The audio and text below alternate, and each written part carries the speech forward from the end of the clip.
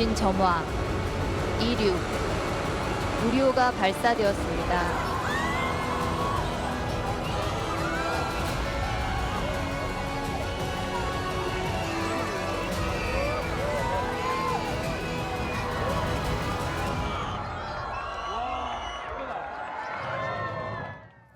여러분 안녕하십니까? 한국형 발사체 누리호가 힘차게 우주로 날아올랐습니다. 어제 장비간 통신 오류로 한 차례 연기되는 위기를 겪었지만 바로 하루 만에 로켓 발사에 성공했습니다. 우리가 개발한 실용위성 8기도 함께 실려 우주로 향했는데요. 발사부터 로켓 분리, 함께 싣고 간 위성의 분리까지 차례로 무사히 성공했습니다. 먼저 누리호의 힘찬 발사 순간 김정우 기자가 전해드립니다. 발사대에 꼿꼿이 서 있는 누리호. 연료와 산화제를 넣고 우주로 날아오를 준비를 마쳤습니다. 날씨는 비바람 없이 맑았습니다. 발사 10분 전 자동 카운트다운이 시작됐습니다. 5, 4, 3, 2, 엔진 점화, 이륙, 누리호가 발사되었습니다.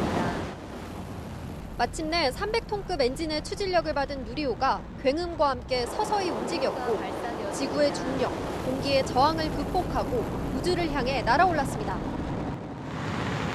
비행 정상. 10초 뒤 누리호가 몸을 기울이더니 발사 2분이 지나자 순식간에 저 멀리 사라져 대기권을 벗어났습니다. 이제 우주에서 임무를 시작할 차례입니다. 우선 1단 로켓은 발사 2분이 넘는 순간 성공적으로 분리됐습니다. 위성을 보호하는 덮개인 페어링과 2단 로켓 분리도 성공했습니다. 2단 분리 확인.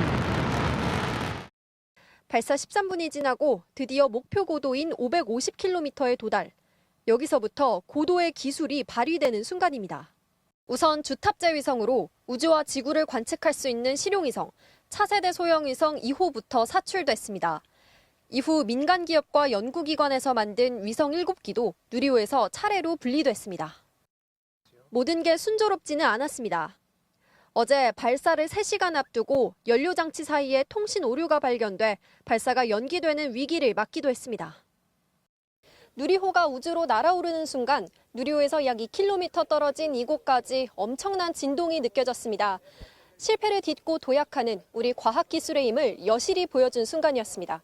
전남 고흥 나로우주센터에서 MBC 뉴스 김정우입니다. 보신 대로 로켓 발사 그리고 위성 분리까지 일단 성공적으로 이루어졌습니다. 누리호 지금은 우리 시야에서 사라져서 볼 수가 없는데요. 발사부터 앞으로의 임무 완수까지 누리호의 비행 과정을 고재민 기자가 설명해 드리겠습니다. 전남 고흥 나로 우주센터에서 출발하는 누리호. 이륙부터 임무가 끝날 때까지 어떤 비행 과정을 거칠까요? 증강현실 AR로 한번 살펴보겠습니다. 우선 누리호는 북쪽을 영도로 봤을 때 정반대쪽인 남쪽 170도 발사 방위각을 따라 날아오릅니다. 일본이나 필리핀 등 주변 나라를 침범하지 않으면서도 낙하물이 안전하게 바다에 떨어질 수 있도록 하기 위해서입니다. 이륙 후 125초, 2분 5초가 지나 고도 64.5km에 도착하면 발사체 가장 아래쪽 1단이 분리됩니다. 이렇게 단을 분리하기 위해서 미리 설치해둔 화약이 터집니다. 그리고 1분 49초가 더 지나 고도 204km까지 오르면 위성을 감싸고 있던 일종의 보호덮개죠. 페어링이 동시에 분리됩니다. 대기권을 통과하고 나면 공기가 없어 별다른 저항이 없기 때문에 불필요한 무게를 줄이기 위해 떼어내고 가는 겁니다. 페어링이 분리되고 38초 뒤 고도 258km에서 2단이 분리되면서 3단 엔진이 연소되는데요. 이때부터 약 8분 30초가량 더 비행하게 됩니다. 지난 1차 발사 때는 이 3단 엔진이 점화에는 성공했지만 목표보다 46초 일찍 꺼지면서 위성을 정상 궤도에 올리지 못했는데요. 그만큼 추진력을 잘 유지하는 게 중요합니다.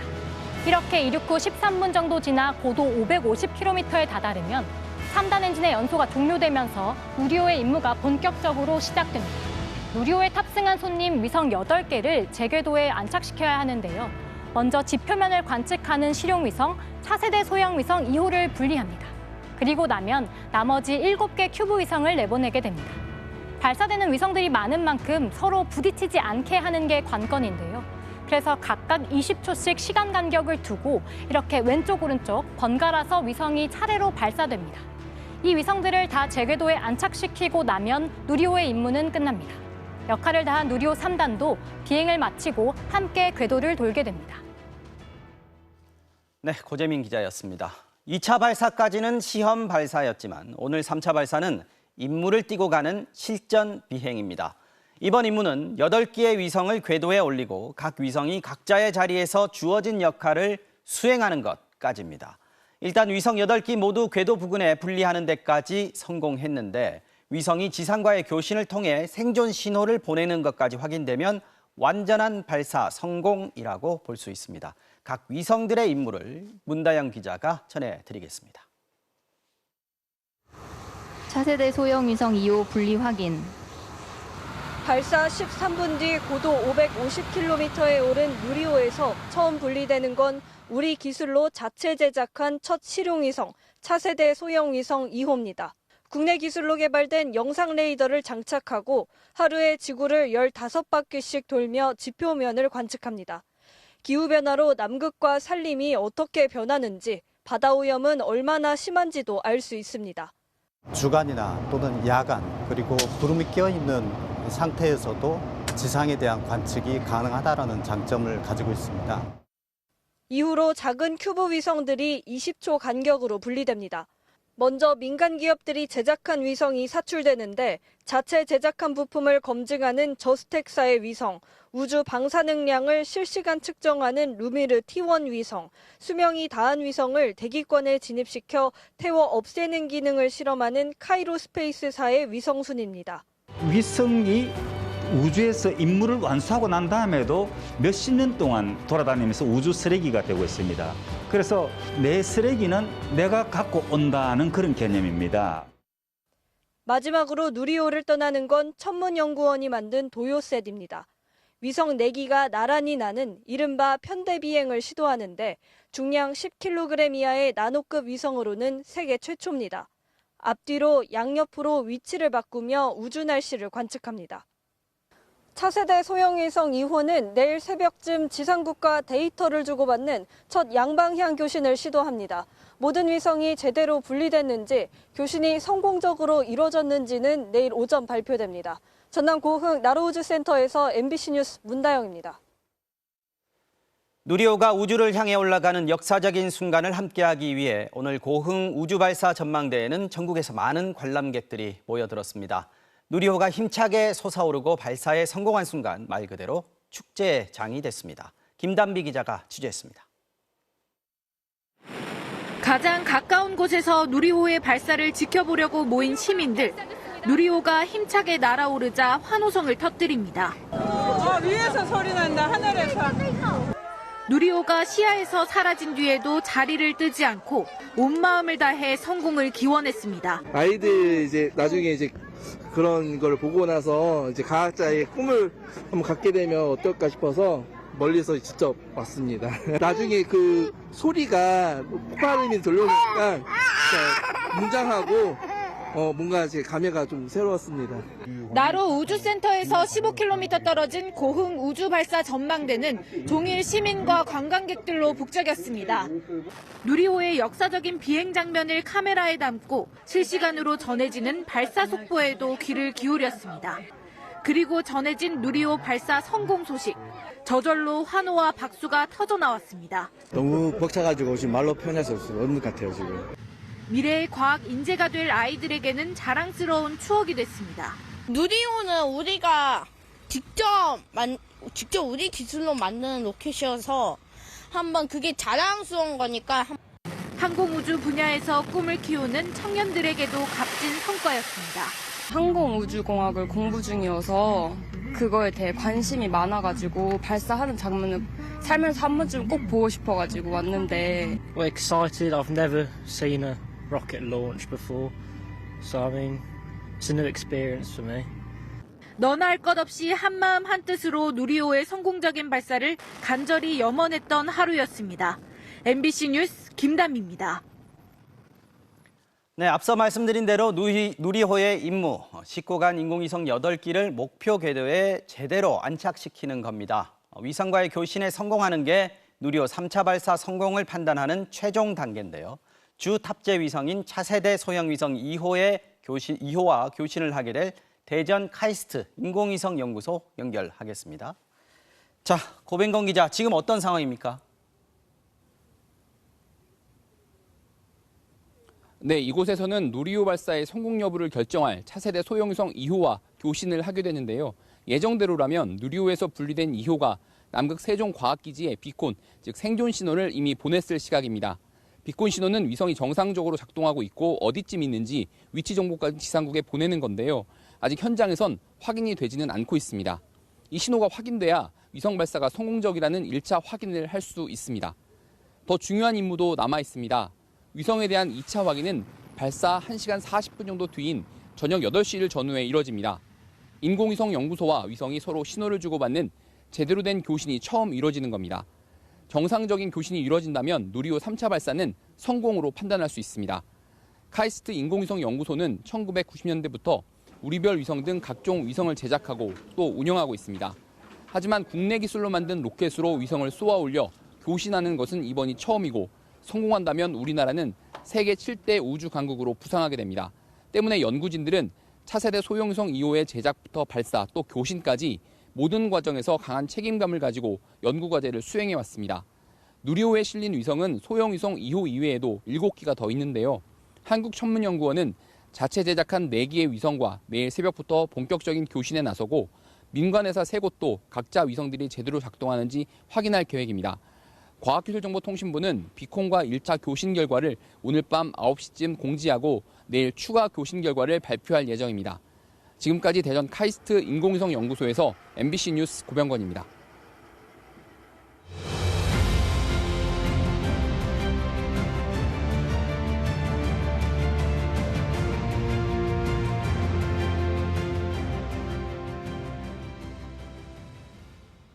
네, 여기는 고흥 나로 우주센터 MBC 특별 스튜디오입니다. 누리호가 또 한 번 멋지게 날아올랐습니다.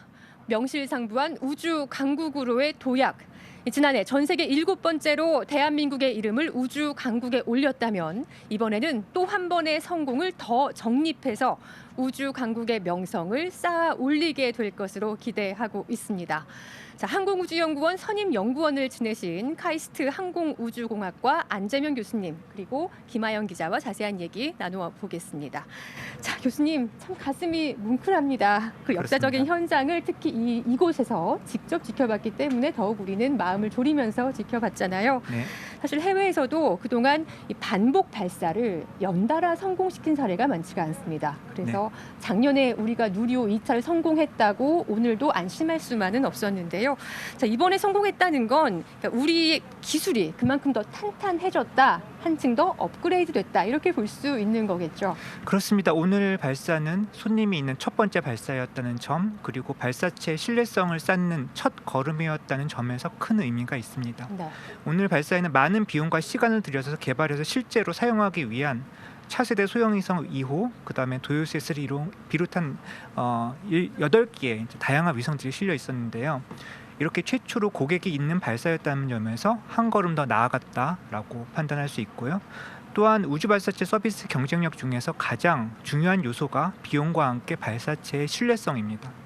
누리호가 작년 한 번의 성공으로서 높은 신뢰성을 가진다고 할 수는 없기 때문에 오늘을 시작으로 성공 중인 발사를 이어나가는 것이 우리나라 발사체의 신뢰성을 인정받는 그런 방법입니다. 네. 신뢰성을 한 번 더 쌓게 됐다. 네. 자, 오늘 우리 누리호의 고객은요. 카이스트 그리고 민간 기업들 한국천문연구원이었습니다. 그러니까 전부 우리나라 그렇습니다. 기업 혹은 기관이었는데요. 앞으로 누리호가 이 성공 발사를 더 정립을 더 하게 되면 앞으로는 이 발사체 기술이 없는 다른 나라들도 우리나라에 누리호에 실어서 우리 위성 좀 보내주세요. 이렇게 의뢰를 하게 될 날이 머지않아 오게 되겠죠. 그럼요.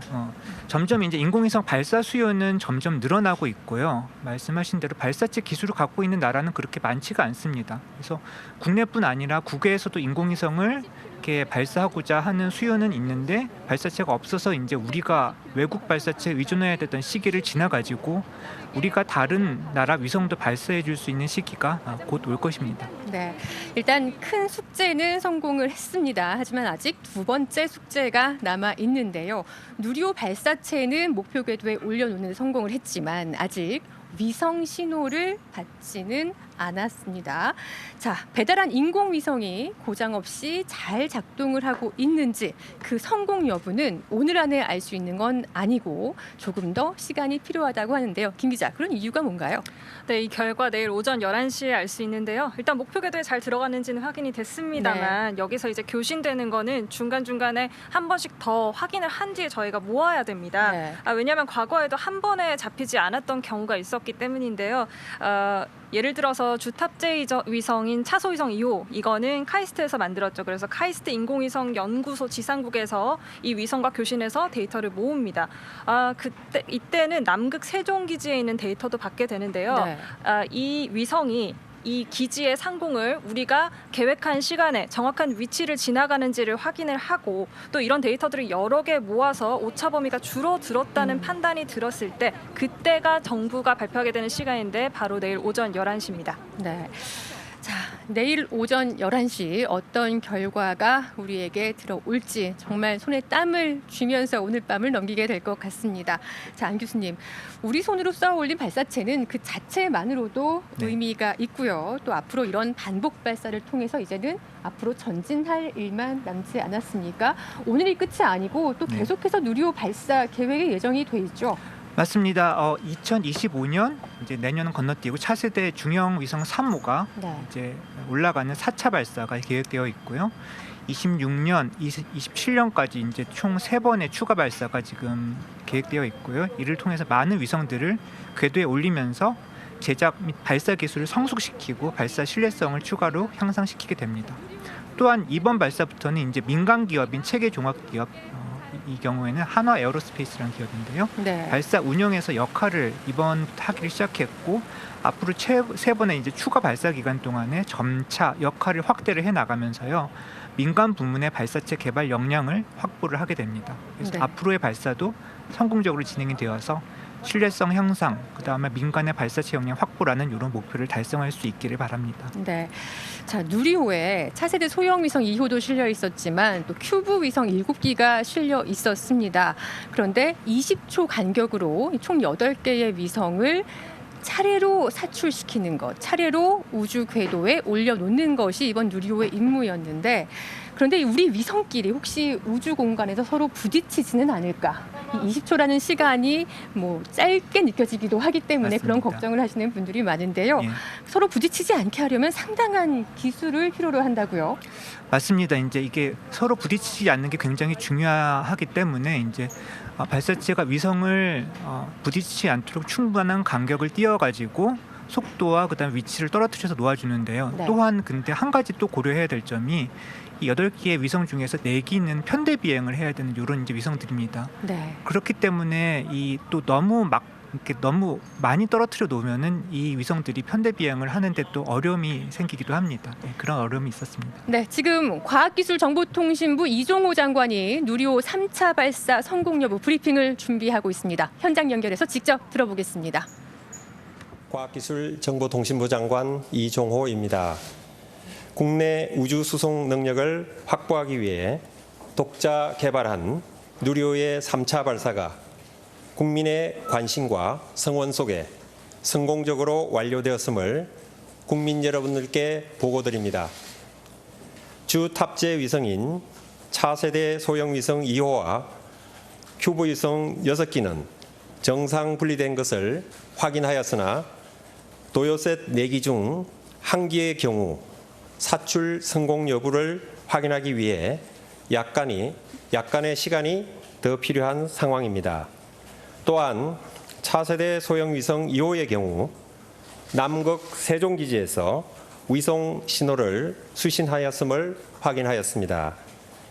지난해 누리호 2차 발사 성공에 이어 오늘 3차 발사까지 누리호 비행 성능을 확인하며 누리호의 신뢰성을 확보함과 동시에 발사 서비스는 물론 다양한 위성 운영과 우주 탐사까지 우리의 가능성을 다시 한번 확인하는 계기가 되었습니다. 발사체 본연의 역할인 위성 발사를 충실하게 수행하여 관련 기술과 운영 능력이 진일보하였고 체계 종합 기업인 한화 에어로스페이스도 최초로 발사 운영에 참여하여 역할을 완수했다는 점에서 큰 의미가 있습니다. 앞으로도 누리호는 기술적인 안정성을 높이기 위해 2027년까지 3차례 비행을 더 수행하게 됩니다. 뿐만 아니라 과기정통부는 누리호 개발의 경험과 기술을 토대로 누리호보다 성능이 향상된 차세대 발사체 개발을 추진하여 국제적인 경쟁력을 확보하는 한편 기업과 연구기관들이 다양한 시도와 비즈니스 모델을 펼쳐 나갈 수 있는 뉴스페이스 시대에 기반을 마련해 나가겠습니다. 따뜻한 격려와 성원을 보내주신 국민 여러분과 누리호 3차 발사 성공을 위해 땀과 열정을 아끼지 않은 연구자, 모든 산업체 관계자분들께 진심으로. 네, 이종호 과기정통부 장관의 브리핑 내용 보셨습니다. 너무 벅차오릅니다. 우리 누리호 3호 누리호가 다시 한번 성공을 했습니다. 우리 장관이 직접 입으로 성공 발표를 했습니다. 내용을 좀 정리를 해보면요. 자, 누리호 3차 발사, 이 발사체의 본연의 역할에 완벽한 성공을 보였다 이렇게 발표를 했고요. 하지만 위성은 이 주탑재 위성인 차세대 소형 위성 2호는 성공을 했지만 큐브 위성 7기 중에 2기, 도요셋 2기는 약간의 확인에 시간이 필요하다 이런 말을 했습니다. 민간 기업의 위성 3기, 3기와 도요셋 2기는 완벽하게 성공이 확인됐습니다. 자, 지금 교수님 이 정도 되면은 우리가 다시 한번 박수도 치고 기뻐할 수 있는 순간인 것 같은데요. 소감이 어떠신가요? 정말 감격적입니다. 예. 네, 앞으로 우리나라가 우주 강국으로서 한 걸음 더 내딛게 되는 계기가 됐습니다. 다시 한번 기쁜 마음 전하면서 상암 연결하겠습니다. 지금까지 나로 우주센터 MBC 특별 스튜디오였습니다. 네, 누리호 관련 소식은 잠시 후에 다시 이어서 전해드리겠습니다. 정부와 여당이 불법 집회에 대한 엄정 대응 방침을 강조하고 있는 상황에서 경찰이 오늘부터 집회 시위에 대비한 전국 단위의 훈련을 실시했습니다.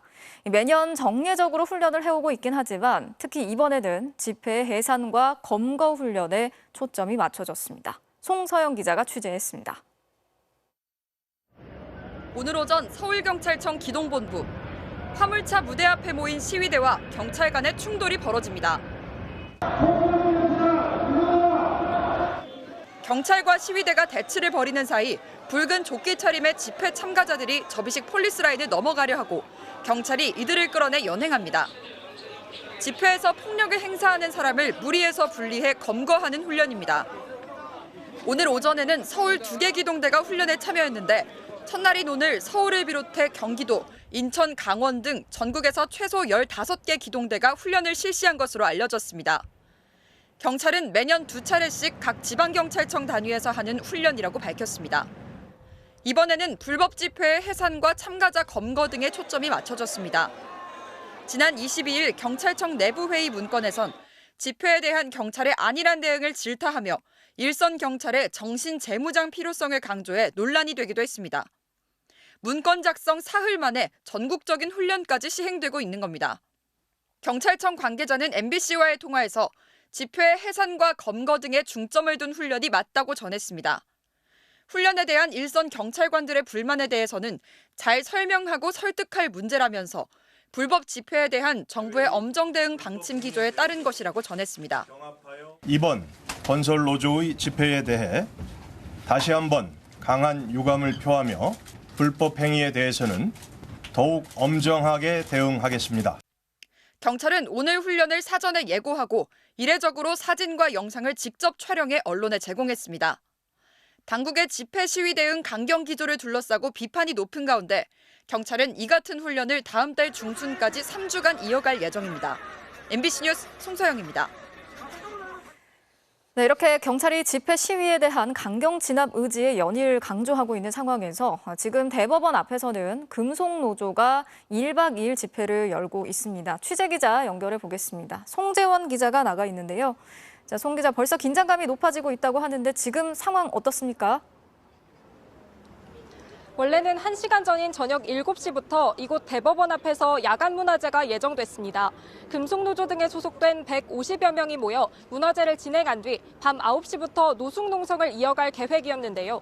하지만 지금은 집회 주최 측과 경찰의 대치만 계속되고 있습니다. 경찰이 야간 문화제와 노숙농성에 대해 불법 집회 소지가 있다고 규정해 원천 봉쇄했기 때문입니다. 이미 오후 2시쯤부터 대법원 앞 인도에 문화제를 봉쇄하기 위한 펜스가 설치되기 시작했고요. 1시간쯤 전에는 진행을 위해 세워둔 무대 차량이 경찰 견인 차량에 의해 끌려나가기도 했습니다. 이 과정에서 경찰과 반발하는 노조원 사이에 몸싸움과 실랑이가 벌어지기도 했고요. 이미 문화제 참가자 3명이 공무집행 방해 혐의로 체포됐습니다. 양측의 입장이 팽팽하게 맞서고 있는 상황인데 일단 주최 측은 오늘 행사가 집회가 아니라 문화제라는 입장이죠. 맞습니다. 실제로 야간 문화제는 집회 신고 의무 대상이 아닙니다. 이미 이들은 2021년부터 이곳에서 20차례나 야간 문화제와 노숙농성을 해왔다고 밝혔습니다.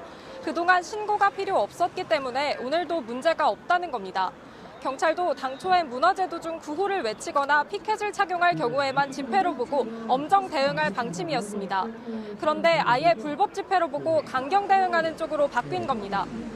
최근 달라진 기조 때문으로 보이는데요. 특히 2시간 전 윤희근 경찰청장이 경찰 내부망에 올린 글도 영향을 미친 걸로 보입니다. 윤 청장은 집회로 인한 소음과 교통체증을 제대로 막아내는 게 경찰의 사명이라면서 국민의 고통과 불편에 눈 감지 않고 법을 제대로 집행하는 것이야말로 경찰을 경찰답게 하는 첫걸음이라고 했습니다.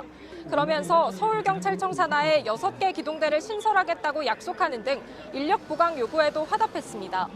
경찰의 집회 시위 대응 훈련 첫날부터 경찰과 노동자 측 주장이 팽팽히 부딪히면서 이곳은 현재 긴장감이 감돌고 있습니다.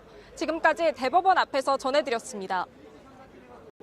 이렇게 집회 시위에 적극 대응하겠다는 정부 여당의 강경 기조가 뚜렷해지면서 노동계를 중심으로 시민사회 위기감도 높아지고 있습니다. 평범한 사람들이 의견을 말하고 함께 고민할 권리마저 위협받는 건 아닌지 걱정하는 목소리가 이어지고 있습니다. 김민영 기자가 전해드리겠습니다. 굳게 닫힌 국회 정문 앞에 사람들이 주저앉아 있습니다. 철문에부터 항의하는 사람들. 일부는 경찰에 끌려가기도 합니다. 뭐라고! 전 세상에 피해자도 목소리도 못 듣는 경찰! 이들은 기자회견을 연 직후 국회 안으로 들어가려다 제지당했습니다. 국토위원회 쪽과 만나기로 약속이 돼 있다고 했지만 경찰은 완강했습니다. 전세 사기 피해자들의 국회 진입 시도가 불법이었다고 합니다. 사람이 드나드는 출입구가 막혔다고 차량 출입로로 뛰어들면 법을 어긴 거란 뜻입니다. 불법 시위, 집시법 5조 2항에 선명하게 나와 있습니다. 집단적인 폭행, 협박, 방화 등 공공의 안녕 질서에 직접적 위협을 끼칠 것이 명백한 집회 또는 시위는 하지 말라고 규정합니다. 20여 명의 전세 사기 피해자들이 국회 차량 진입로로 내려선 게 공공의 안녕을 명백히 위협했는지 많은 사람들이 여러 생각을 하고 있습니다. 당시 경찰은 국회의 요청에 따라 막은 것이라고 했습니다. 그랬다면 우리 공동체의 한숨은 더 깊어질 수밖에 없습니다. 국회는 무엇을 위해 존재하나 의문이 꼬리를 물기 때문입니다. 남성분 것만 좀 봐주시고 억울한 사람들한테 국회의장이 제가 데리고 합니까? 지난해 경찰이 의뢰한 연구 용역 보고서. 집회를 강력 진압하면 충돌을 부르고 그래서 시위가 더 과격해진다고 진단합니다. 참가자의 개별적인 행위에 대해서는 집회 주최자가 책임질 필요가 없습니다. 다른 말로 하자면은 그것을 이유로 해서 집회 자체를 불법 선언해서는 안 된다는 거죠. 어디까지가 합법이고 어디부터가 불법인지 지금 우리가 하는 고민과 토론의 방향이 국민이 위협받지 않고 목소리를 낼 수 있는 헌법적 권리마저 위협해서는 안 될 겁니다. MBC 뉴스 김민영입니다. 국민의힘이 시민단체 정상화 전담팀을 꾸리겠다고 밝혔습니다. 시민단체의 국고보조금 사용 내역과 후원금 사용 실태 점검을 이유로 들었는데요. 최근 집회와 시위에 대해서 법률 개정 방침을 밝힌 데 이어서 시민단체에 대한 압박까지 강화하려는 모습입니다. 손하늘 기자가 취재했습니다. 김기현 국민의힘 대표가 아침 회의에서 한 시민단체를 향해 포문을 열었습니다. 명분은 피해자를 위한다고 하지만 속을 들여다보면 자신들의 배를 불리는 데 목적이 있었던 것이 아닌지 의심할 수밖에 없습니다.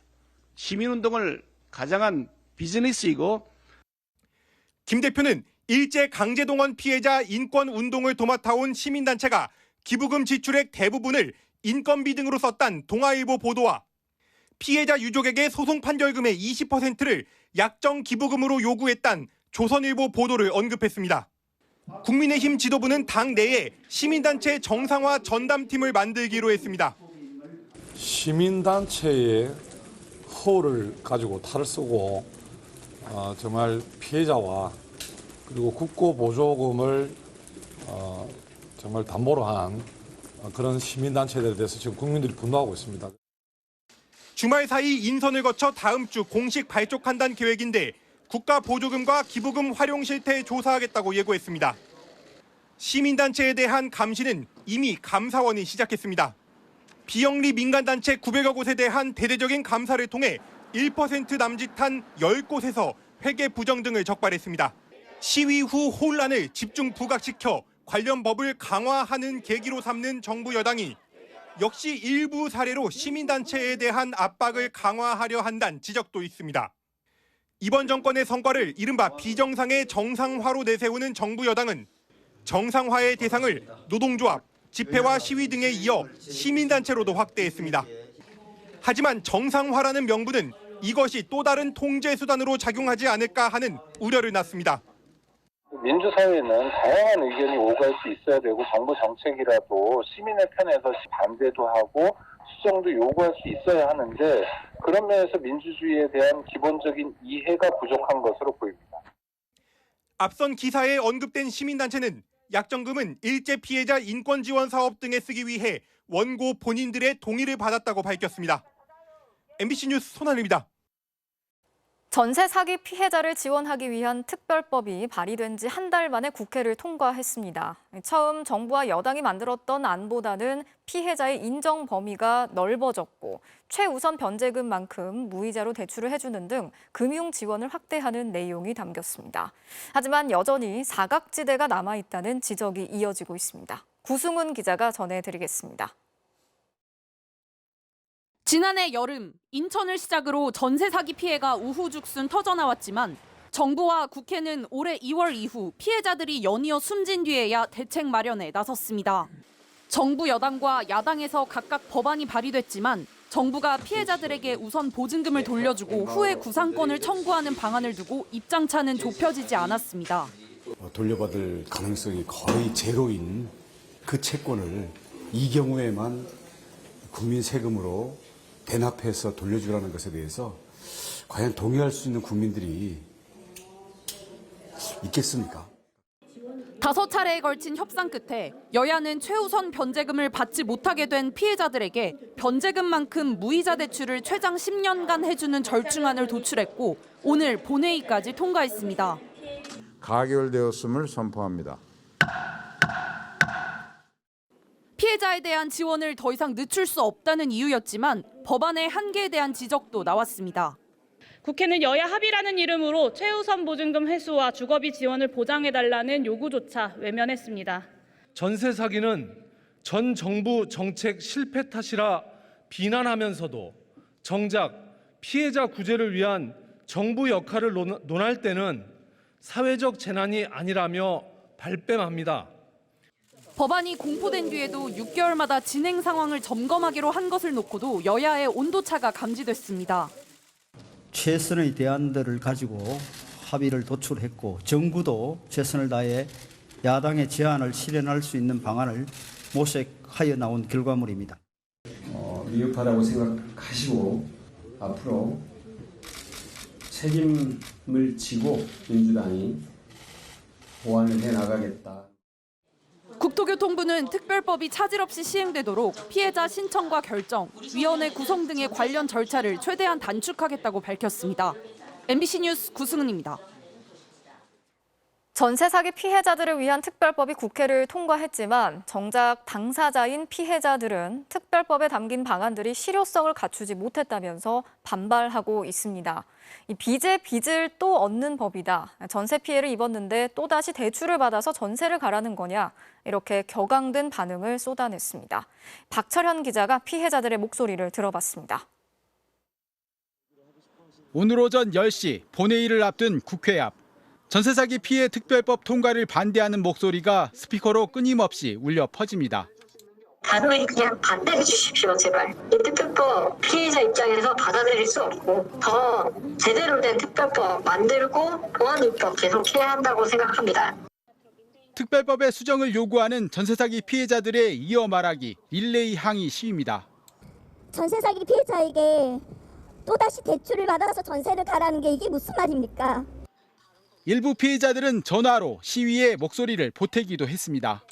나라에서 조금 어떻게 해줬으면 좋겠는데 지금 특별법 같은 경우는 좀 상식적으로 이해가 안 가는 대책들 뿐이고. 특별법이 본회의를 통과한 뒤에도 비판의 목소리는 사그라들지 않았습니다.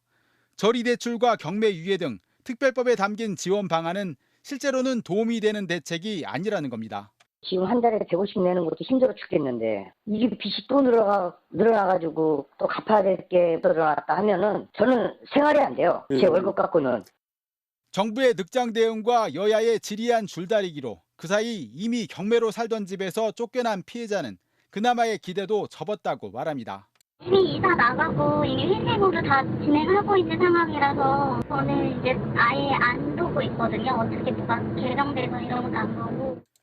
대책위는 실효성 있는 대책이 포함될 때까지 특별법 보완을 요구하는 행동을 이어가겠다고 밝혔습니다. MBC 뉴스 박철현입니다. 한 고3 학생이 학교 폭력 피해를 호소하는 유서를 남기고 숨졌습니다. 학생의 유서에서는 신고한들 뭐가 달라지겠냐며 자포자기한 심정이 담겨 있었습니다. 유족 측은 학생이 숨지기 전 학교 측에 학교폭력위원회를 열어달라고 요청했지만 묵살당했다고 주장했습니다. 김광현 기자가 보도합니다. 신고한들 뭐가 달라질까? 도대체 어떻게 복수해야 할까? 충남 천안의 한 고등학교 3학년에 다니던 김모 군이 수첩에 남긴 내용입니다. 김 군은 지난 11일 자신의 방에서 숨진 채 발견됐습니다. 촘촘하게 피해 내용을 적은 수첩, 가슴에 남은 울분을 적은 유서가 가방에서 발견됐습니다. 수첩에는 같은 반 학생들이 지역 비하를 하거나 동성애자로 불렀으며 신발이나 학용품을 숨기거나 돌려주지 않았다고 적었습니다. 결국 따돌림이 계속돼 주위에 친구가 한 명도 남지 않았다고 말했습니다. 김 군은 또 신고한들 뭐가 달라지겠냐? 이 나라는 가해자의 편이라며 절망감을 토로했고 교사에게 따돌림 사실을 말했지만 다시 자신을 부르진 않았다고 호소했습니다. 내가 죽어서라도 내 발목을 잡고 싶다. 유서 내용을 누군가가 보면 조치를 해달라. 이런 내용을 보고 저는 마음이 찢어집니다. 유족도 사망 일주일 전 아들이 학폭을 호소하며 학교에 가지 않고 있다며 학교폭력방지위원회를 열어달라고 교사에게 말했지만 아무런 조치도 없었다고 주장했습니다. 학교폭력방지위원회를 열어달라. 그러니까 담임선생은 학교폭력은 없었다. 이렇게 답변하고 묵살해서 살 수 있는 일주일이라는 시간이 있었는데. 학교 측은 그러나 교사가 학폭위 개최 요청을 묵살했다는 것은 사실이 아니라고 말했습니다. 선생님 입장에서는 어머니와 통화할 때 그런 학폭 이야기는 없었다 하는데 이제 그것도 구체적인 것은 저희가 수사 결과를 지켜봐야 될 것 같아요. 유족은 김 군의 담임교사와 학생 8명을 경찰에 고소했습니다. MBC 뉴스 김광현입니다. 고등학생 시절 미성년자 성폭행 혐의로 보호 처분을 받았는데도 교사로 임용됐다는 의혹을 받아온 초등학교 교사. 결국 의원 면직을 신청했고 받아들여져서 학교를 떠났는데요. 보호 처분은 전과 기록으로 남지 않는다지만 적어도 교사 임용 때는 확인할 수 있어야 하는 것 아니냐는 목소리가 나오고 있습니다. 전동혁 기자입니다. 고등학생 시절 중학생을 성폭행했다는 의혹을 받았던 문제의 초등학교 교사가 스스로 학교를 떠났습니다. 경기도교육청은 해당 교사를 오는 30일자로 면직 처리했다고 밝혔습니다. 이 교사가 당시 받았던 보호 처분은 전과로 기록되지 않아 해임할 근거가 마땅치 않았던 상황이었습니다. 5월 중순쯤 면직을 신청했고 교육공무원의 면직 절차에 따라 사유 등을 확인한 뒤에 최근 면직을 결정했습니다. 교육청은 해당 교사가 이미 병가를 내고 학교에 나오지 않고 있어 학생과 마주칠 일은 없었다고 밝혔습니다. 하지만 해당 교사의 임용된 과정을 놓고 논란은 계속되고 있습니다. 과거에 미성년자 성폭행이나 심각한 학교 폭력 등을 저질렀더라도 소년법에 따라 보호 처분에 그쳤다면 교사가 되는 것을 막을 수도 임용한 뒤 물러나게 할 수도 없는 겁니다. 문제는 중대범죄 이후 보호 처분을 받은 또 다른 교사가 교단에 얼마나 더 있는지 확인할 방법이 없다는 점입니다. 현행 제도 내에서는 보호관찰 처분된 사람한테 장례적으로 어떤 불이익을 할 수가 없도록 돼 있어요. 조회 자체가 안 되는 거죠. 그러니까 기록이 없으니까. 그나마 보호 처분 내용이 남아있는 경찰 기록을 일일이 확인한다면 문제의 경력을 조회할 수 있다는 의견도 있습니다. 초등학교 채용상 내부 지침이라든가 아니면 교육부 훈령이라든가 명령을 통해서라도 범죄자, 범죄 경력을 조회할 수 있는 그런 것을 한번 고려해 볼 수 있겠습니다. 다만 보호처분 제도가 교화를 우선해 소년범의 장래에 불이익을 주지 말아야 한다는 취지에서 도입된 만큼 논란이 커질 수 있습니다. 이와 관련해 교육부는 교사 임용과 관련해 법적 보완책을 마련하기 위해 법무부 등의 협의를 요청했다고 밝혔습니다. MBC 뉴스 전동혁입니다. 후쿠시마 오염수 시찰단의 공식 일정이 모두 종료됐습니다. 시찰단은 내일 귀국길에 오르는데요. 마지막 회의가 열린 일본 외무성 앞에 신수아 기자가 나가 있습니다. 자, 신 기자, 시찰단 일정은 다 끝난 거죠? 네, 시찰단은 오늘 오전부터 7시간 넘게 이곳 일본 외무성에서 도쿄전력과 일본 원자력규제위원회 등과 최종 기술회의를 가졌습니다. 현장 시찰을 통해 추가로 확인해야 할 부분들에 대한 논의를 했는데 시찰단은 방출 설비를 통제하는 운전 제어실에 전력이 끊겼을 때의 비상 대책을 점검했고요. 핵종 농도를 분석하는 데이터 관리 절차도 점검했다고 설명했습니다. 특히 오염수 방류 계획을 심사하는 기관인 일본 원자력규제위원회를 대상으로 질의를 집중했습니다. 들어보시죠.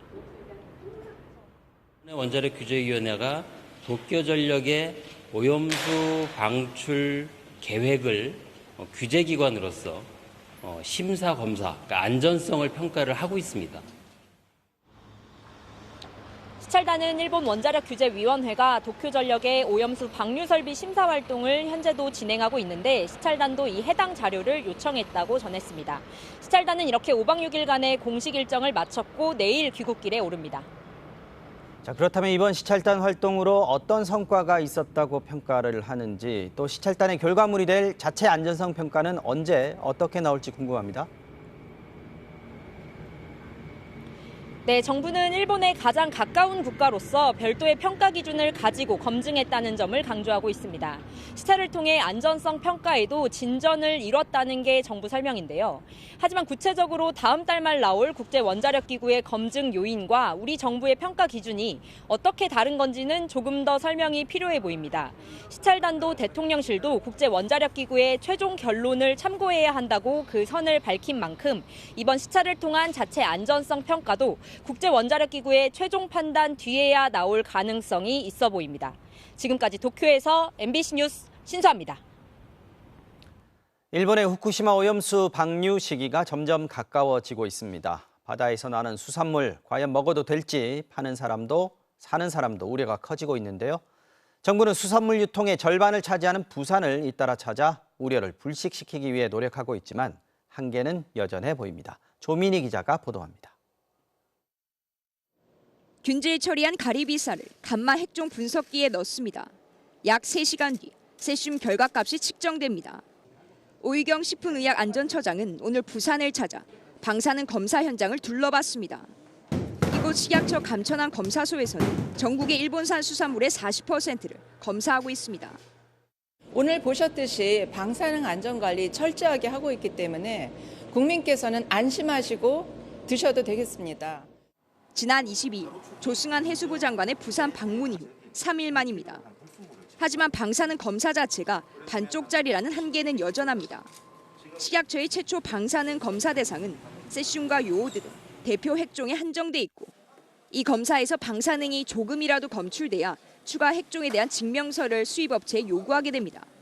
검사 기간도 있고 그렇기 때문에 모든 것을 다 검사할 수는 없기 때문에 대부분이 다 이제 대표 핵종 중심으로 검사를 하거든요. 하지만 식약처와 함께 방사능 검사를 하는 국립수산물품질관리원의 경우 최근 검사 장비가 전국에 고작 9대, 그마저도 한 대가 고장난 상태입니다. 조업을 통해 들어오는 수산물들은 검사 기간이 길어 방사능 검출이 되기 전 시장에 유통될 가능성을 배제할 수 없습니다. 사는 사람, 파는 사람 모두 불안하기 마찬가지입니다. 특히 돔 같은 거는 어느 나라 그냥 물어봐요. 그럼 일산 가면 안 먹어요. 검사라는 게 그 오염수에 어떤 물질이라든가 이런 게 여러 항목이 있는데 그게 모두 그게 우리나라의 검사에서 걸러지겠는지. 식약처는 원칙과 절차에 따라 철저히 검사하겠다며 현행 일본산 수산물 수입 규제를 그대로 유지하겠다고 밝혔습니다. MBC 뉴스 조민입니다. 자녀 특혜 채용 의혹과 관련해 중앙선거관리위원회의 사무총장과 사무차장 두 핵심 인사가 오늘 사퇴했습니다. 두 사람은 도의적 책임을 지는 거라면서도 자녀 채용에 특혜가 있었음을 인정하는 건 아니라고 했습니다. 국민의힘은 노태학 중앙선관위원장의 자진 사퇴도 촉구하고 나섰습니다. 이혜리 기자의 보도입니다. 중앙선거관리위원회 박찬진 사무총장과 송봉섭 사무차장이 오늘 전격 사퇴했습니다. 자녀 특혜 채용 의혹이 불거진 지 보름 만입니다. 선관위는 오늘 박 총장과 송 차장이 사무처 수장으로서 제기된 국민적 비판과 지적을 겸허히 수용하고 현 사태에 도의적 책임을 지고 사퇴한다고 전했습니다. 박 총장과 송 차장의 자녀는 지방직 공무원으로 근무하다 각각 2022년과 2018년에 지역 선관위 경력직 9급과 8급 공무원으로 채용됐습니다. 이후 각각 6개월, 1년 3개월여 만에 승진했습니다. 고위직으로 계신 장관급, 차관급 두 분의 전임까지 해서 세 분이 내리 어떻게 똑같이 자녀 의혹까지 이렇게 사냔 말이에요. 이른바 아빠 찬스라는 비판에 선관위는 채용 과정이 공정하고 투명했고 이후에도 특혜는 없었다고 밝혀왔습니다. 심사 과정에서 들어오는 과정에서 모든 과정이 규정대로 했다는 것을 말씀드리고 그 과정에서 특혜는 전혀 없었다는 거 말씀드리고요. 하지만 그 사이 자녀가 선관위에 입사한 것으로 드러난 전현직 선관위 인사는 지난해 3월 사퇴한 김세환 전 사무총장까지 6명으로 불어났습니다. 선관위는 특별감사위원회를 꾸리는 한편 5급 이상 전 직원에 대해 자녀의 선관위 채용 조사에 나섰습니다. 하지만 여당인 국민의힘은 셀프 면죄부 감사에 불과하다며 경찰 수사와 노태학 선관위원장의 사퇴까지 거론했습니다. 선관위원장은 도대체 그 자리에 왜 앉아 있는 겁니까? 총체적 관리 부실에 대한 일말의 책임감도 느끼지 않은 겁니까? 그러려면 차라리 그 자리를 내어놓는 게 좋을 것입니다. 노태학 선관위원장은 진보 성향 김명수 대법원장이 지명한 인물입니다. MBC 뉴스 이혜리입니다. 이달 말 제주 해상에서 우리나라가 주관하고 미국, 일본 등 6개 나라가 참여하는 해양 차단 훈련이 실시됩니다. 이를 위해 일본 자위대의 함정도 부산항에 들어오는데 일본 제국주의 침략의 상징 우길기를 달고 올 예정입니다.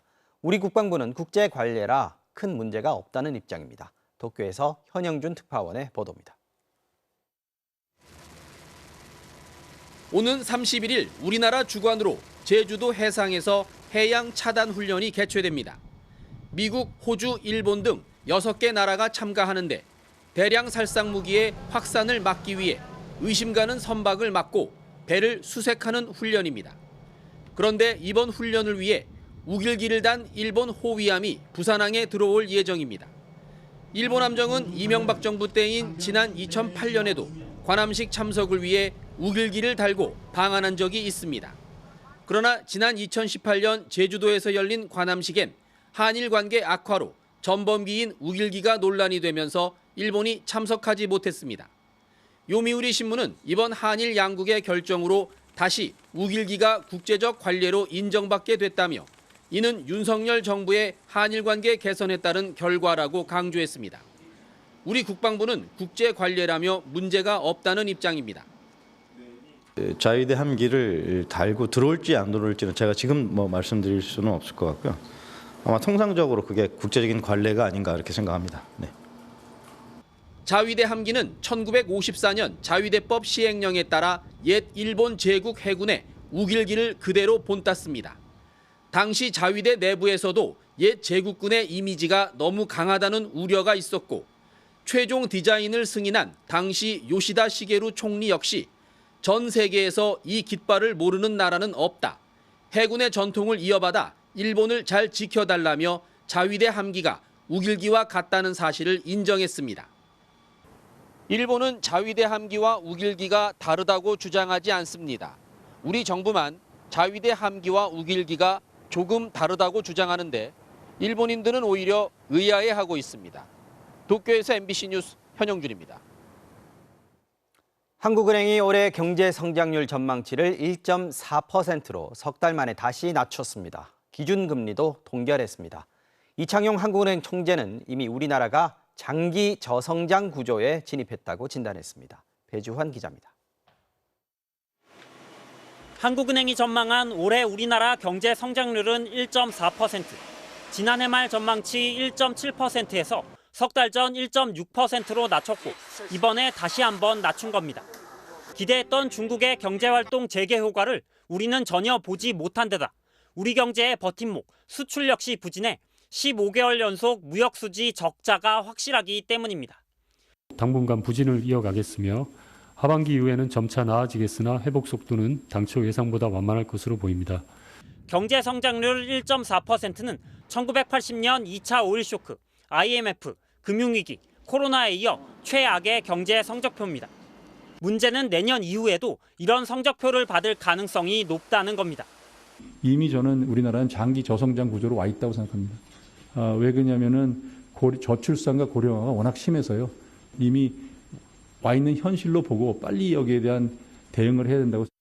정부와 한국은행은 하반기에 경기가 회복하는 이른바 상저하고 전망을 유지하고 있지만 반도체 경기 회복 속도, 선진국의 금융 불안 등 불확실성은 여전히 높습니다.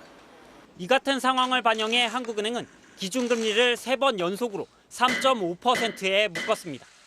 실질적인 물가 흐름을 보여주는 근원 물가가 더디게 잡히고 있지만 경기 침체 우려 탓에 금리를 더 이상 올리지는 못한 겁니다. 수출이 장기간 침체되고 경제 성장세가 약화되고 하반기에는 내수마저 좀 위축될 우려가 있거든요. 다만 한국은행은 금리 인하 가능성에 대해선 시기상조라고 선을 그었습니다. MBC 뉴스 배주환입니다. 한국 관광객들도 많이 찾는 곳이죠. 태평양의 유명 관광지인 괌에 강력한 태풍이 몰아치면서 피해가 속출하고 있습니다. 트럭이 뒤집어지고 호텔 내부가 뜯겨나갈 정도였는데 비행기가 결항이 되면서 우리 관광객 3,000명의 발이 묶인 상황입니다. 김태훈 기자가 전해드리겠습니다.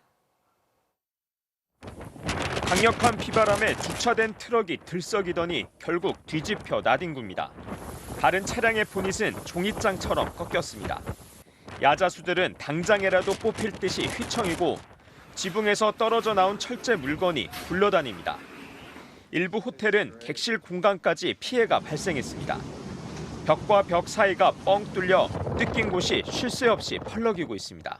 This room is completely blown out. It's blown through this room right here. 최대 시속 225km 강풍과 호우를 동반한 4등급 태풍 마와르가 태평양의 대표 휴양지 괌을 휩쓴 모습들입니다. 태풍으로 사망자나 부상자는 아직 파악되지 않았지만 도로 곳곳이 쓰러진 나무와 잔해물들로 막히고 신호등도 멈추는 등 물적 피해는 엄청납니다. 곳곳이 정전되고 거센 바람 때문에 괌 공항도 6월 1일까지 폐쇄돼 결항이 이어지고 있습니다. 현재 3,000명 정도로 추산되는 한국 관광객들도 호텔 등에 대피한 상태로 외교부는 아직 관광객이나 교민 피해가 접수된 건 없다고 밝혔습니다. 하지만 체류가 길어지면서 관광객 일부는 유아용품이나 약품 등의 부족을 호소하고 있습니다.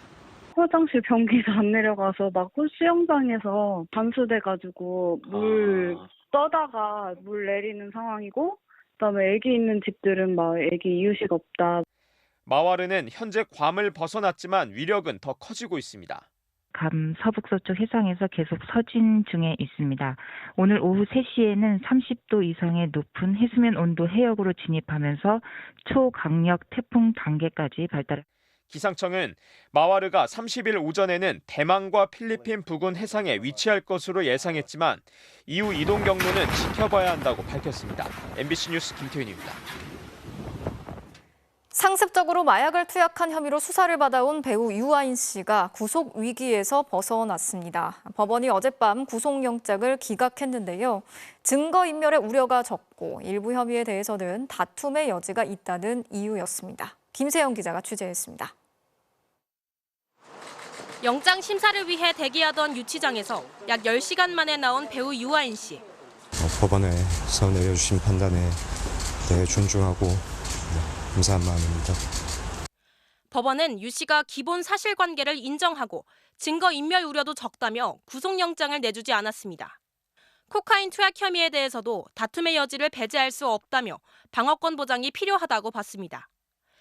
마약 전과가 없는 초범인데다 어제 법정에서 태도를 바꾼 것도 영향을 미친 걸로 보입니다. 그간 수사 과정에선 혐의를 대부분 부인했지만 취재진 앞에서 후회한다는 말까지 할 정도로 혐의를 시인한 겁니다. 혐의에 대한 상당 부분 인정하고 있고요. 대마 흡연 혐의와 관련해 혼자 피웠다고 진술해오다 영장심사에서는 여러 명과 피웠다고 인정을 한 것으로 알려졌습니다. 실제 거주지를 속이고 함께 투약한 지인이 도피하는 걸 도왔다는 증거인멸 혐의도 법원은 받아들이지 않았습니다. 특히 경찰은 유 씨의 코카인 투약 시점을 특정했다며 구속 가능성이 높다고 봤지만 법원은 판단을 유보했습니다. 유 씨는 모발 검사에서 양성이 나온 코카인 투약 혐의를 여전히 부인합니다. 코카인 투약했던 혐의는 인정하십니까? 제가 언론을 통해서 해당 사실들을 말씀드리기에는 어려움이 있는 것 같습니다. 유 씨와 함께 영장 심사를 받은 공범 최모 씨도 구속을 면했습니다. 경찰은 두 사람의 영장 기각 사유를 분석해 구속영장 재신청 여부를 검토하고 있습니다. 다만 새로운 증거가 나와야 소명이 가능한 만큼 전망은 불투명합니다.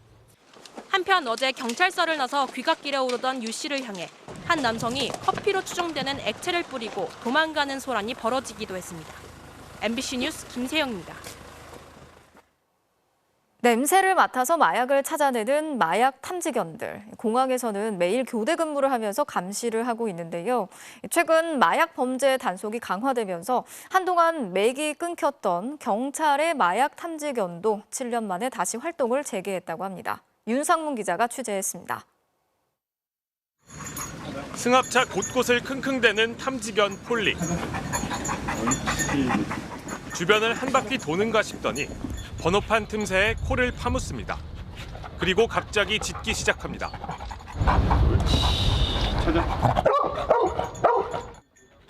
폴리가 찾아낸 건 필로폰 냄새를 풍기는 손뭉치. 사람의 후각으론 감지가 불가능하지만 탐지견은 비늘에까지 쌓인 마약 시료에 금세 반응하는 겁니다. 밀봉됐더라도 냄새만 밖으로 나온다면 충분히 찾을 수 있습니다. 폴리는 인화성 물질을 찾아내는 방화 탐지견이었는데요. 올해부터는 마약 탐지 훈련도 받으면서 범죄 현장에도 투입되기 시작했습니다. 3년 전 취재진이 경찰 훈련장에서 만났을 때만 해도 화재 현장 투입을 위해 고글과 안전화로 무장했던 폴리. 지금은 또 다른 탐지견 소리와 함께 경찰의 마약 단속에 전방위로 투입되고 있습니다. 지난달에는 마약 판매상의 차량에서 필로폰 10g과 주사기를 찾아내며 기량을 뽐냈습니다. 마약 사범 검거할 때나 압수수색할 때 그 은닉된 마약을 찾기 위해서 현장 투입됩니다. 인천공항에선 탐지견 유로가 맹활약 중입니다. 얼마 전 대마 600회 투약분을 찾아내기도 한 6년차 베테랑 탐지견입니다. 관세청이 최근 4년간 적발한 마약 밀수 3,182건 중 16%는 탐지견들의 활약에 힘입었습니다. 하지만 자고 나면 종류가 늘어나는 신종 마약들은 탐지견들에게도 숙제입니다. 경찰은 미 육군 범죄수사대와 신종 마약 합동 훈련을 추진하고 관세청도 압수된 신종 마약을 확보해 탐지견 훈련에 활용하는 등 감시 사각지대를 최소화하겠다고 밝혔습니다. MBC 뉴스 윤상문입니다. 한국이 미국에 제공한 포탄이 우크라이나로 보내질 예정이다. 미국 유력 일간지인 월스트리트 저널의 보도 내용인데요. 실제로 지난달 수십만 발의 포탄이 옮겨지고 있는 모습이 포착된 바 있죠. 우리 정부는 살상 무기의 직접 지원이나 우회 지원은 없다는 기존의 입장을 다시 한번 밝혔습니다. 장인수 기자가 전해드리겠습니다. 오늘 오전 보도된 월스트리트 저널 기사입니다. 한국이 우크라이나로 보내기 위해 포탄 수십만 발의 이송을 진행 중이라며 이는 러시아에 대한 키우의 공세를 효과적으로 만들어줄 것이라고 보도했습니다. 이어 비밀 협정에 따라 한국은 포탄을 미국으로 이송하고 있고 미국은 이 포탄을 우크라이나로 보낼 준비를 마쳤다고 설명했습니다. 저널은 한국이 지원한 포탄 크기를 155mm라고 못 박았습니다. 실제로 지난달 우리 탄약창 3곳에서 155mm 포탄 수십만 발이 경남 진해로 옮겨지고 있는 모습이 포착됐습니다. 당시 운송장에는 이 포탄이 경남 진해에서 미국의 군사기지가 있는 독일 노르덴함으로 간다고 적혀 있었습니다. 미국이 전쟁 비축탄으로 가지고 있다 우리 군에게 넘겼던 포탄을 대여 형식으로 가져간 것으로 확인됐는데 월스트리트 저널은 이 포탄이 최종적으로 우크라이나로 보내질 것이라고 보도한 겁니다. 우리 정부와 미국은 이 보도에 대해 별다른 입장을 밝히지 않았습니다. 다만 어제 조태용 대통령실 안보실장은 국회 운영위원회에 나와 포탄 우회 지원을 부인했습니다. 저희가 우크라이나에 직접 지원하는 것은 없습니다. 우크라이나에 직접 지원은 안 하는데 지금 미국이나 폴란드나 이렇게 우회적으로 저희가 50만 발 가고 폴란드를 있잖아요. 통해서 우회 지원하는 것도 사실은 없습니다, 의원님. 하지만 우크라이나에 대한 살상무기 우회 지원 논란이 계속될 경우 러시아가 강하게 반발할 가능성도 남아 있습니다. MBC 뉴스 장희수입니다. 네, 이번에는 다시 전남 고흥 나로 우주센터로 가보겠습니다. 누리호의 발사 성공 소식이 알려지면서 여기저기서 축하의 반응이 이어졌는데요. 발사 중계를 시청한 윤석열 대통령도 격려의 메시지를 보냈습니다. 현장에 나가 있는 취재기자 연결해서 현장 분위기 살펴보겠습니다. 자, 김정우 기자, 그곳 분위기 어떻습니까? 네, 이곳은 그야말로 축제 분위기입니다. 나로우주센터 내 방송을 통해서 성공 소식이 전해지자 취재진부터 소방인력, 경찰까지 너나 할 것 없이 환호를 보냈습니다. 윤석열 대통령도 전 세계에서 대한민국의 우주과학 기술과 첨단 산업을 바라보는 시각이 크게 바뀔 것이라는 축하 메시지를 전했습니다. 누리호 3차 발사의 목표가 8개의 위성을 궤도에 무사히 배달하는 거였는데 일단 이 목표는 잘 이뤘다고 발표를 했습니다. 네, 우선 단계별로 로켓과 위성 덮개인 페어링이 잘 분리가 됐고요. 실용 위성인 차세대 소형 위성 2호도 임무 궤도에 성공적으로 올려놨습니다. 큐브 위성 6개 역시 무사히 사출이 됐다는 게 조금 전 발표였습니다. 다만 도요셋 4기 중 1기의 위성 사출이 확인되지 않아서 시간이 더 필요하다고 설명했습니다. 이 다음은 위성들이 모두 제 궤도에서 자기 역할을 제대로 하는지 확인해야 합니다. 내일 오전 11시 전체 위성의 양방향 교신 여부를 확인해서 결과를 발표할 예정입니다. 누리호의 임무는 끝났지만 위성들의 임무는 이제 시작인데요. 차세대 소형위성 2호의 경우에는 지구 관측에 사용되는 영상 레이더 안테나가 이틀 뒤에 펼쳐지고 이후 본격적으로 임무 수행에 나서는데 이 제 기능을 다 해야 완벽하게 성공했다고 볼 수 있습니다. 지금까지 나로우주센터에서 MBC 뉴스 김정우입니다.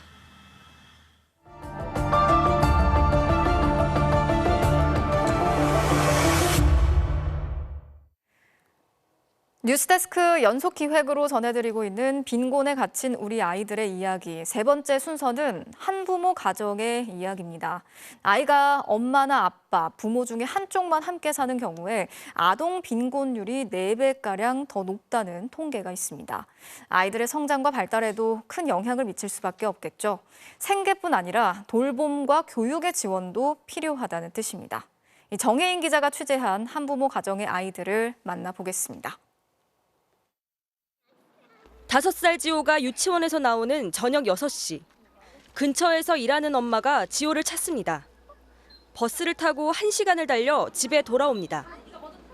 엄마는 쉴 틈도 없이 지호가 먹을 계란찜과 주먹밥을 준비합니다. 어머니 식사는 어떻게 하세요? 저는 저녁은 거의 안 먹어요. 그냥 한 명이 안 먹으면은 그래도 덜 나오거든요, 식비가. 엄마는 대학생 때 혼자 몸으로 지호를 낳았습니다. 기댈 곳은 없었고 아이와 단둘이 살 곳을 찾아 시설과 모텔을 전전했습니다. 진짜 싼 방들 찾아보다가 그것도 없으니 그냥 거의 모텔? 아이 재우고 새벽에라도 그 모텔 바로 밑에 편의점이 있었는데 거기서 일 조금씩 도와주면서. 지난 2월 미혼모 센터의 도움으로 보증금을 후원받아 마련한 서울의 한 빌라. 하지만 버는 수입의 절반이 월세로 나갑니다. 지호가 먹고 싶은 것, 가고 싶은 곳은 늘 뒤로 밀립니다. 놀러 가고 싶은 데 있어요? 어디? 놀이공원. 그럼 놀이공원 가본 적 있어요? 요즘 지호에게 가장 신기한 풍경은 동네 횟집입니다. 엄마랑 뭐 해요? 뭐라고? 코아이유 가요. 언제 갔어요? 아침에 수산물 회 파는 곳 있잖아요, 횟집. 5살 다은이도 엄마와 단둘이 삽니다. 아이 아빠가 집 보증금까지 챙겨 떠난 뒤 다은이 엄마는 우울증에 공황장애가 생겼습니다. 양육비도 받지 못해 한 달 100만 원 남짓한 기초생활 수급비로 버팁니다. 다은이의 공간은 집과 어린이집이 전부입니다. 가고 싶은 데 어디 있어요? 워터파크. 그럼 왜 가고 싶어요? 나는 한 번도 못 가봐. 어린이집은 정부 보조금으로 보낸다지만 별도로 돈을 내야 하는 현장학습은 포기했습니다. 학습지 하나도 잘 시켜주지 못하는 제가 그래도 포기하지 않고 최선을 다해서 한다고 생각을 하는데, 한부모 가족의 아동 빈곤율은 47.7%, 부모를 모두 둔 가족보다 약 4배 더 높습니다. 한부모 가정 넷 중 하나는 직장을 못 구했고 취업하더라도 절반 이상은 비정규직입니다. 그런데 조금이라도 소득이 생기면 정부 지원이 확 줄거나 아예 중단됩니다. 그런 거 다 따지면 그냥 정말 아무것도 안 하고 손 놓고 바보처럼 집안에만 있어야 되는 사람인 거예요. 정부는 먹고 사는 문제 해결에 일단 치중하다 보니 아동의 교육과 발달엔 세심한 관심이 부족합니다. 꿈을 가져야 되는데 현실이 척박하다 보니까 다음 세대인 아이들이 이제 같이 빈곤해지는 거죠. 교육 격차로 벌어지고 이 또 교육 격차가 고용 격차로 또 벌어지잖아요. 빈곤과 결핍에 익숙해져 가는 아이들. 꿈꾸는 아이들이 사라진 미래는 상상하기 어렵습니다. MBC 뉴스 정인입니다.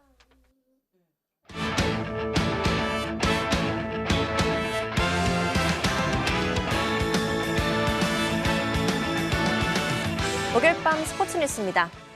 신유빈 선수가 기적 같은 역전승을 거두고 탁구 세계선수권 여자 단식 16강에 올랐습니다. 본인도 소름이 돋을 정도의 명승부였습니다. 박주린 기자입니다. 상대는 중국에서 프랑스로 귀화한 유안. 신유빈보다 19살이나 많은 노장이지만 세계 18위 베테랑답게 만만치 않았습니다. 첫 게임을 내준 신유빈이 곧바로 2게임을 따내며 반격에 나섰지만 유안 역시 노련한 운영으로 맞불을 놓았습니다. 밀고 밀리는 접전 끝에 3대3 동점. 마지막 7번째 게임에서 신유빈은 패배 위기에 몰렸습니다. 8대10까지 밀리면서 한 점만 더 내주면 탈락. 하지만 이때부터 대역전극이 시작됐습니다. 한 점을 따내면서 9대10으로 추격. 상대 서브 실수로 10대10 듀스. 분위기는 넘어왔습니다. 회심의 서브를 앞세워 11대10 역전. 그리고 상대 범실을 유도하며 12대10. 신유빈은 거짓말처럼 경기를 끝냈습니다. 기적 같은 4연속 득점 역전승. 주먹을 불끈지며 기뻐한 신유빈은 코치 앞에선 다리가 풀린 듯 주저앉았습니다. Will you go back to your hotel room and play K-pop all night for celebrations? 네, 거울 보면서 할 겁니다. 10대 10이 됐을 때 이제 제가 경기를 하면서 소름이 많이 돋는 편은 아닌데 또 소름이 쫙 돋더라고요. 서비스가 나오니까 오히려 더 내가 급해지면 안 되겠다라는 생각으로. 이미 세계선수권 개인 최고 성적을 갈아치운 신유빈은 잠시 뒤 16강전에서 세계 1위 중국의 수닝샤와 맞붙습니다. MBC 뉴스 박두린입니다. 20세 이하 월드컵 대표팀이 내일 아침 온두라스와 조별 예선 2차전을 갖습니다. 첫 경기 프랑스전 승리의 기세를 이어서 16강 진출을 조기에 확정 짓겠다는 각오입니다. 손장훈 기자입니다. 1차전에서 우승 후보 프랑스를 격침시킨 대표팀. 내일 2차전 상대는 중남미 목병 온두라스입니다. 객관적인 전력에선 프랑스보다 떨어진다는 평가지만 결코 만만히 볼 수는 없습니다. 감비아에 패했던 1차전에서도 빠르고 위협적인 측면 공격을 선보였었고 우리에게 지면 16강 가능성이 희박해지는 만큼 사실상 총력전을 펼칠 가능성이 높습니다. 여러 가지로 또 준비는 하고 있는데 아직까지 큰 변화는 없을 것 같습니다. 첫 경기 이긴 거는 이미 지나간 일이고 준비를 철저히 더 해서 최대한 우리가 원하는 결과를 가져올 수 있도록 하겠습니다. 선수들의 마음가짐도 똑같습니다. 프랑스전처럼 준비된 전술로 치밀하게 약점을 공략하겠다는 각오입니다. 사이드 뒷공간에 공간이 많이 나와서 그 부분을 많이 공략해야 될 것 같고요. 전환 플레이를 할 때 선수 간격이 멀어져서 그 사이사이 공간을 잘 이용하면 될 것 같아요. 이름난 스타는 없지만 남다른 조직력과 투지로 준우승을 차지했던 4년 전과 같은 영광 재현을 꿈꾸고 있는 대표팀. 경우의 수에 대한 고민 없이 일찌감치 16강에 오를 수 있을지 주목됩니다. MBC 뉴스 손장훈입니다. C조에선 일본이 콜롬비아에 역전패했습니다. 페널티킥 기회를 날려버리는 등 골대 불운에 시달렸습니다. 박재웅 기자입니다. 먼저 앞서간 건 일본이었습니다. 전반 30분 야마네의 빗맞은 슈팅이 행운의 선제골로 연결됐습니다. 하지만 콜롬비아의 반격은 거셌습니다. 후반 8분 아스프리아가 동점골을 만들었고 6분 뒤엔 일본 수비진이 우왕좌왕하는 사이 역전골까지 터뜨리며 승부를 뒤집었습니다. 일본도 기회는 있었습니다. 하지만 상대 핸드볼로 얻어낸 페널티킥은 크로스바를 강타하면서 날아갔고 3분 뒤 날린 회심의 헤더슛 역시 골대에 가로막혔습니다. 추가 시간에도 골문 앞에서 기회를 놓친 일본은 결국 2대1로 패하면서 1승 1패를 기록했고 2연승을 거둔 콜롬비아는 16강에 진출했습니다. 죽음의 조 D조에선 나이지리아가 사실상 16강행을 확정했습니다. 브라질을 꺾은 이탈리아를 2대0으로 완파하고 2연승으로 조 선두로 올라섰습니다. 브라질은 도미니카 공화국을 상대로 6골을 퍼부으며 대회 첫 승을 신고했습니다. MBC 뉴스 박재웅입니다. 빅리그 통산 100번째 득점을 시원한 홈런으로 장식한 김하성 선수 이야기로 토플레이 출발합니다. 워싱턴에 5대2로 뒤진 5회. 김하성이 빠른 공을 밀어쳤는데요. 담장을 훌쩍 넘어갑니다. 9경기 만에 나온 시즌 5호 홈런. 빅리그 통산 24호 홈런인데 우중간으로 날아간 건 처음이라는군요. 3루 수비도 인상적이었는데요. 내야 땅 볼 때 정확한 판단으로 2루에서 주자를 잡았고 까다로운 땅볼 타구를 잡자마자 홈으로 던져 실점을 막아내기도 했습니다. 공수 맹활약에도 팀이 진 건 좀 아쉽네요. 다음은 셀틱의 오형규입니다. 경기 초반 날카로운 헤더가 골대를 맞는 등 움직임이 가벼워 보이는데요. 후반 13분 혼전 상황에서도 동점골을 터뜨립니다. 시즌 5호 득점. 오형규의 활약에도 셀틱은 골키퍼의 어이없는 실책이 나오면서 4대2로 졌습니다. 사흘 전 발렌시아 팬들로부터 인종차별을 당하고 눈물까지 흘렸던 비니시우스. 동료들은 홈경기에 앞서 비니시우스 유니폼을 입고 나와 지지의 뜻을 밝혔는데요. 포드리고도 득점을 한 뒤 관중석에 있는 비니시우스를 위한 세리머니를 펼쳤습니다. 맨시티의 선제골을 내준 브라이턴. 하지만 엄청난 중거리 슛으로 동점을 만듭니다. 이 원더골로 무승부를 거둔 브라이턴은 최소 6위를 확정하면서 유로파리그 출전권을 확보했습니다. 지금까지 토플레이였습니다. 조금 전 끝난 탁구 세계선수권 여자 복식 8강전에서 신유빈 전지희 선수가 3대0 승리를 거두고 준결승에 진출했습니다. 목요일 밤 스포츠 뉴스였습니다.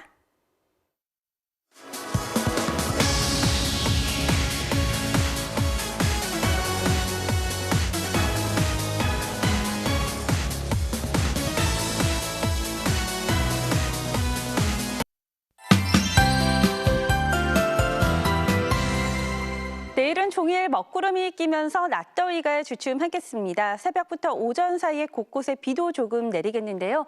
예상 강우량은 경기 남부와 강원 남부 내륙, 경북 북부 등지에 5mm 미만, 지리산 부근과 남해안에는 5에서 20mm가량입니다.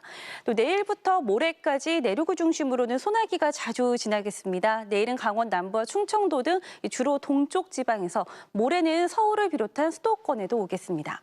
한편 지금 멀리 괌 서북 서쪽 해상에는 2호 태풍 마와르가 위치해 있습니다. 이 태풍은 오늘 오후 고소 내역을 지나면서 초강력으로 세력이 한 단계 커졌는데요. 현재 한반도 상공으로는 찬 공기가 버티고 있어서 우리나라를 향할 가능성은 매우 낮겠습니다. 다만 이번 석가탄신일 연휴 후반부 날씨에 영향을 줄 가능성이 있겠습니다. 내일은 전국의 하늘빛이 종일 흐리겠습니다. 아침 최저 기온은 서울과 대전 16도 등으로 오늘과 비슷하겠고요. 낮 최고 기온은 서울이 27도, 대구 25도, 광주 26도로 오늘보다 2도가량 낮아지겠습니다.